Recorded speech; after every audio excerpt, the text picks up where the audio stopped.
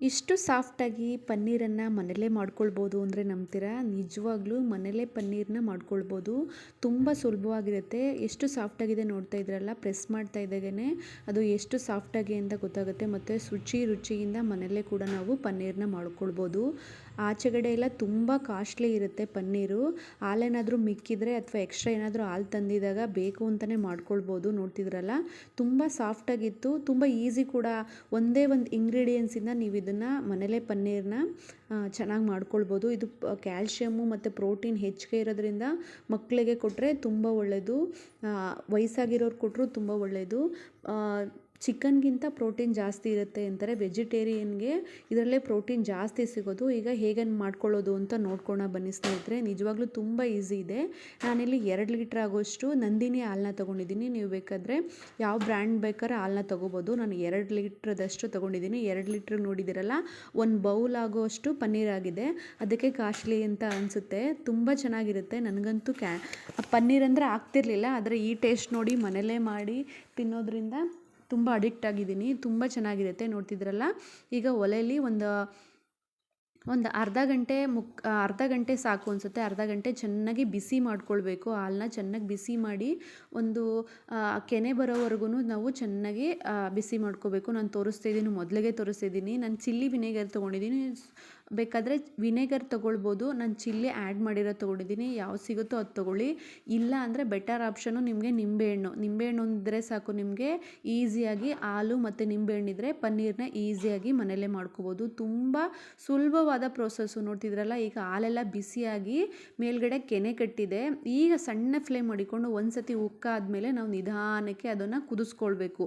5ರಿಂದ 10 ನಿಮಿಷನಾದರೂ ನೀವು ಚೆನ್ನಾಗಿ ಕುದಿಸ್ಕೊಂಡ್ರೆ ಪನ್ನೀರು ತುಂಬ ಚೆನ್ನಾಗಿ ಬರುತ್ತೆ. ಗಟ್ಟಿಯಾಗಿ ಒಂದೇ ಸಲಿಕೆ ಬಂದ್ಬಿಡುತ್ತೆ. ಕೆಲವೊಬ್ರು ಏನು ಮಾಡ್ತಾರೆ, ಬಿಸಿ ಮಾಡಿದ ಏಟ್ಗೆ ಹುಳಿ ಹಾಕ್ಬಿಡ್ತಾರೆ. ಆದ್ದರಿಂದ ಅದು ಚೆನ್ನಾಗಿ ಅಷ್ಟೊಂದಾಗಿ ಪರ್ಫೆಕ್ಟಾಗಿ 100% ಅನ್ನೋ ಅಷ್ಟು ಬರಲ್ಲ. ಆದ್ದರಿಂದ ಚೆನ್ನಾಗಿ ಹಾಲಿನ ನೀರಿನ ಅಂಶ ಎಲ್ಲ ಸ್ವಲ್ಪ ಕಮ್ಮಿ ಆಗೋವರೆಗೂ ಅಂದರೆ 5ರಿಂದ 10 ನಿಮಿಷ ಸಾಕು ಸ್ನೇಹಿತರೆ. 10 ನಿಮಿಷ ಚೆನ್ನಾಗಿ ಇದನ್ನು ಸಣ್ಣ ಉರಿಲಿ ಕುದಿಸ್ಕೋಬೇಕು. ನೋಡಿ, ಇದರಲ್ಲಿ ವಿಡಿಯೋದಲ್ಲಿ ಕಾಣ್ತಾ ಇರ್ಬೋದು ಅನಿಸುತ್ತೆ. ನಿಧಾನವಾಗಿ ಅದನ್ನು ಕುದಿಸ್ಕೊಳ್ಬೇಕು ಸ್ನೇಹಿತರೆ. ನಿಧಾನವಾಗಿ ಇದನ್ನು ತಿರುಗ್ಕೊಂಡು ಜಾಸ್ತಿ ಉಕ್ಕಬೇಡ್ದು, ನಿಧಾನವಾಗಿ ಮಾಡಿಕೊಂಡು ಇದನ್ನು ತಿರುಗ್ಕೋಣ. ಈ ಪನ್ನೀರಲ್ಲಿ ಕ್ಯಾಲ್ಶಿಯಮು, ಪ್ರೋಟೀನು, ವಿಟಮಿನ್ ಡಿ ಇರೋದ್ರಿಂದ ರೋಗ ನಿರೋಧಕ ಶಕ್ತಿ ಕೂಡ ಹೆಚ್ಚಿಸುತ್ತೆ. ರಕ್ತದಲ್ಲಿ ಶುಗರ್ ಏನಾದರೂ ಇದ್ದರೆ ಅದು ಕೂಡ ಕಡಿಮೆ ಆಗುತ್ತೆ. ಅಟ್ಲೀಸ್ಟ್ ವಾರಕ್ಕೆ ಒಂದ್ಸಲಿ ಅಂದರೆ ತಿಂಗಳಿಗೆ ಒಂದು 2 ಸತಿ ಆದರೂ ನೀವು ಪ್ರೋಟೀನ್ ಇದರಲ್ಲಿ ತೊಗೋಬೋದು. ಇದನ್ನು ಈಗ ಚೆನ್ನಾಗಿ ಕುದ್ದಿರೋ ಅಂಥ ಹಾಲಿಗೆ ಒಂದು 10 ನಿಮಿಷ ಚೆನ್ನಾಗಿ ಕುದ್ದಾದಮೇಲೆ ನಾನು ಅಲ್ಲೇ ಕಡಿಮೆ ಫ್ಲೇಮ್ ಮಾಡಿಕೊಂಡು 1 ಮುಚ್ಚಳದಷ್ಟು, ನೋಡ್ತಿದ್ರಲ್ಲ, 1 ಸಣ್ಣ ಮುಚ್ಚಳದಷ್ಟು ನಾನಿಲ್ಲಿ ವಿನೆಗರ್ನ ಹಾಕ್ಕೊಳ್ತಾ ಇದ್ದೀನಿ. ಹಾಕೊಂಡಿದ್ದಕ್ಕೆ ಸಣ್ಣ ಉರಿದಲ್ಲಿ ಮಾಡ್ತಾಯಿದ್ರೆ ಅದೇ ನಿಧಾನಕ್ಕೆ ಹೊಡ್ಕೊಳ್ತಾ ಬರುತ್ತೆ. ಮೊಸರು ಥರ ಆಗ್ತಾ ಇರುತ್ತೆ. ನೋಡ್ತಿದ್ರಲ್ಲ, ಸಣ್ಣ ಉರಿ ಹಾಕಿದ್ಮೇಲೆ ಈಗ ನಿಧಾನಕ್ಕೆ ಹೊರ್ಕೊಳ್ಳುತ್ತೆ. ಅಕಸ್ಮಾತ್ ನಿಮಗೆ ವಿನೆಗರ್ ಇಷ್ಟ ಇಲ್ಲ ಅಂದರೆ ನಿಂಬೆಹಣ್ಣು ಕೂಡ ನೀವು 1 ನಿಂಬೆಹಣ್ಣ ಅದು ಬೀಜ ತೆಗೆದ್ಬಿಟ್ಟು ನೀವು ಯೂಸ್ ಮಾಡ್ಕೊಳ್ಬೋದು ಸ್ನೇಹಿತರೆ. ಈಗ ನೋಡಿ, ಕುದೀತಾ ಇದ್ದಂಗೆ ಗೊತ್ತಾಗುತ್ತೆ ನಿಮಗೆ. ಅದು ನೋಡಿ ಹೊಡಕಾಗಿ ಬರ್ತಾ ಇದೆ. ಈಗ ಸಪ್ರೇಟಾಗಿ ಗಮನಿಸಬೇಕಾಗಿರೋದು ಹಾಲು ಮತ್ತು ನೀರು ಸಪ್ರೇಟಾಗಿ ಆಗುತ್ತೆ. ಹಾಲೆಲ್ಲ ಕೆನೆ ಥರ ಆಗಿ ನೋಡಿ, ಈ ಥರ ಮೊಸರು ಗೆಡ್ಡೆ ಥರ ಬರುತ್ತೆ. ಹಾಲಿರೋದು ನೀರು ಥರ ಆಗುತ್ತೆ. ಅದು ಕೂಡ ಕೆಲವೊಬ್ಬರು ಉಪಯೋಗಿಸ್ಕೋತಾರೆ. ಬೇಡ ಅಂದರೆ ಬಿಡ್ಬೋದು. ಅದರಲ್ಲೂ ಕೂಡ ಪೋಷಕಾಂಶಗಳು ಅಷ್ಟೇ ಇರುತ್ತೆ. ಪ್ರೋಟೀನ್ ಅಂಶ ಜಾಸ್ತಿ ಇರೋದ್ರಿಂದ ಇದನ್ನು ಮಕ್ಕಳಿಗೆ ಕೊಡ್ಬೋದು. ಜಾಸ್ತಿ ದಪ್ಪ ಇರೋರು ಅಂದರೆ ಕೊಬ್ಬಿನಂಶ ಕೂಡ ಕಮ್ಮಿ ಮಾಡುತ್ತೆ. ನೋಡ್ತಿದ್ರಲ್ಲ, ಈಗ ಒಂದು 5 ನಿಮಿಷ ನಾವು ಅದೇ ರೀತಿ ಸಣ್ಣ ಉರಿಯಲ್ಲಿ ಕೈ ಆಡ್ತಿದ್ರೆ ಸಪ್ರೇಟಾಗಿ ನೀರು ಈ ಥರ ಆಗುತ್ತೆ.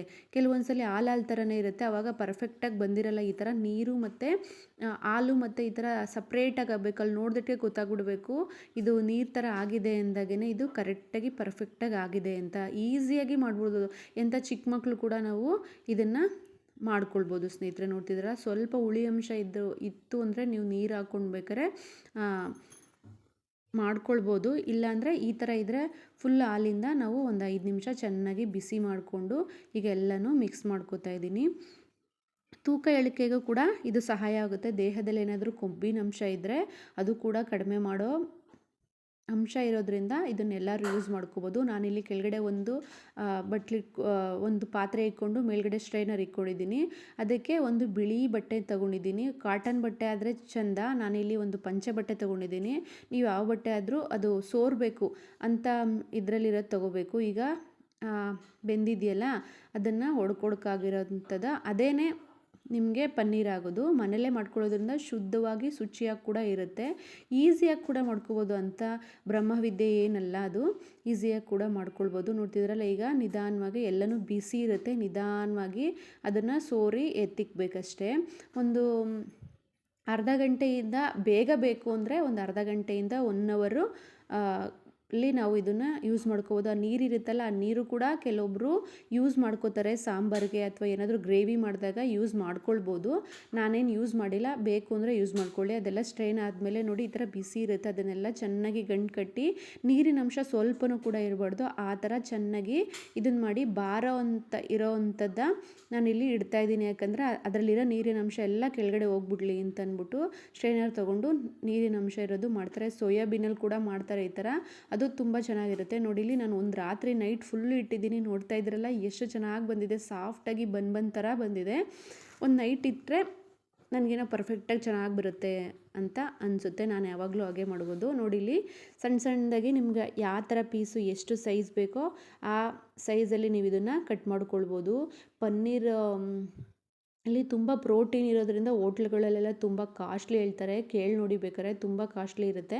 ಅದನ್ನೇ ಈಸಿಯಾಗಿ ಒಂದು 2 ಲೀಟ್ರ್ ಹಾಲು ತೊಗೊಂಡು ಈ ಥರ ಈಸಿಯಾಗಿ ಒಂದು 2 ಸತಿ ಗ್ರೇವಿನ ಮಾಡ್ಕೊಳ್ಬೋದು. ಇದರಲ್ಲೂ ವೆರೈಟಿ ಡಿಶಸ್ ಇವೆ, ಅದು ಕೂಡ ತುಂಬ ಚೆನ್ನಾಗಿರುತ್ತೆ. ಮಕ್ಕಳಿಗೆಲ್ಲ ಈ ಥರ ಐಟಮ್ ಮಾಡಿಕೊಟ್ರೆ ಹೆಲ್ದಿಯಾಗೂ ಇರುತ್ತೆ ಮತ್ತು ಇಷ್ಟಪಟ್ಟು ಕೂಡ ತಿಂತಾರೆ. ನೋಡ್ತಿದ್ರಲ್ಲ, ಯಾವ ಸೈಜಿಗೆ ಬೇಕಾದರೆ ನೀವು ಇದನ್ನು ಕಟ್ ಮಾಡ್ಕೋಬೋದು ಸ್ನೇಹಿತರೆ. ರಕ್ತದಲ್ಲಿ ಏನಾದರೂ ಶುಗರ್ ಅಂಶ ಇದ್ದರೂ ಕೂಡ ಇದನ್ನು ಡೈಲಿ ಯೂಸ್ ಮಾಡೋದ್ರಿಂದ ಕ್ರಮೇಣವಾಗಿ ಕಮ್ಮಿ ಆಗ್ತಾ ಬರುತ್ತೆ. ವಿಟಮಿನ್ ಡಿ ಇರುತ್ತೆ, ಸೂರ್ಯನ ಕಿರಣಗಳಲ್ಲಿ ವಿಟಮಿನ್ ಡಿ ಇರೋ ಕಾರಣಕ್ಕೆ ಇದರಲ್ಲೂ ಕೂಡ ವಿಟಮಿನ್ ಡಿ ಇರುತ್ತೆ. ಇದನ್ನು ಕೂಡ ಆ ಅಂಶ ಏನಾದರೂ ಕಮ್ಮಿ ಆಗಿದ್ದರೆ ಉಪಯೋಗಿಸ್ಕೋಬೋದು. ನೋಡ್ತಿದ್ರಲ್ಲ ಎಷ್ಟು ಸಾಫ್ಟಾಗಿ ಬಂದಿದೆ. ನಿಮ್ಗೆ ಎಷ್ಟು ದಪ್ಪ ಎಷ್ಟು ಸಣ್ಣ ಬೇಕಾದರೂ ನೀವು ಇದನ್ನು ಯೂಸ್ ಮಾಡ್ಕೋಬೋದು. ನನಗಂತೂ ಇದರಲ್ಲಿ ಪಾಲಕ್ ಪನ್ನೀರ್ ಅಂದರೆ ತುಂಬ ಇಷ್ಟ. ಪಾಲಕ್ ಪನ್ನೀರು ಇದಕ್ಕೆ ಗ್ರೇವಿಗಳು ತುಂಬ ಇರ್ತವೆ. ರೋಟಿ, ನಾನ್ಗೆ ಮತ್ತು ಚಪಾತಿಗೆ, ದೋಸೆಗೆ ಕೂಡ ಯೂಸ್ ಮಾಡಿಕೊಂಡು ಈ ಗ್ರೇವಿನ ಮಾಡ್ಕೊಳ್ಬೋದು ಸ್ನೇಹಿತರೆ. ನೋಡ್ತಿದ್ರಲ್ಲ, ನಾನೆಲ್ಲ ಒಂದು ಬೌಲಲ್ಲಿ ಇಟ್ಕೊಡ್ತಾಯಿದ್ದೀನಿ. ಹಾಗೆ ಇಟ್ಟರೆ ಒಂದಿನ ಇಟ್ಕೊಳ್ಬೋದು, ಫ್ರಿಜ್ಜಲ್ಲಾದರೆ 1 ವೀಕ್ ಕೂಡ ನೀವು ಇದನ್ನು ಇಟ್ಕೋಬೋದು. ಯಾಕಂದರೆ ಏನೂ ಸ್ಮೆಲ್ಲು ಒಂಚೂರು ಕೂಡ ಸ್ಮೆಲ್ ಬರ್ತಿಲ್ಲ. ಈ ವಿಧಾನದಲ್ಲಿ ಪರ್ಫೆಕ್ಟಾಗಿ ನನಗೇನೋ 100% ಕರೆಕ್ಟಾಗಿ ಬಂದಿದೆ. ನೋಡಿ, ಈ ವಿಧಾನದಲ್ಲಿ ನೀವು ಒಂದ್ಸಲಿ ಟ್ರೈ ಮಾಡಿ ನೋಡಿ ಸ್ನೇಹಿತರೆ. ಸಾಫ್ಟಾಗಿ ತುಂಬ ಚೆನ್ನಾಗಿ ಬಂದಿತ್ತು, ತುಂಬ ಚೆನ್ನಾಗಿತ್ತು. ಆದ್ದರಿಂದ ನೀವು ಒಂದ್ಸಲಿ ಮನೇಲಿ ಟ್ರೈ ಮಾಡಿ. ಈ ವಿಡಿಯೋ ನಿಮಗೇನಾದರೂ ಇಷ್ಟ ಆಗಿದರೆ ಪ್ಲೀಸ್ ನನ್ನ ಚಾನಲ್ನ ಸಬ್ಸ್ಕ್ರೈಬ್ ಮಾಡಿ, ಶೇರ್ ಮಾಡಿ, ಲೈಕ್ ಮಾಡಿ.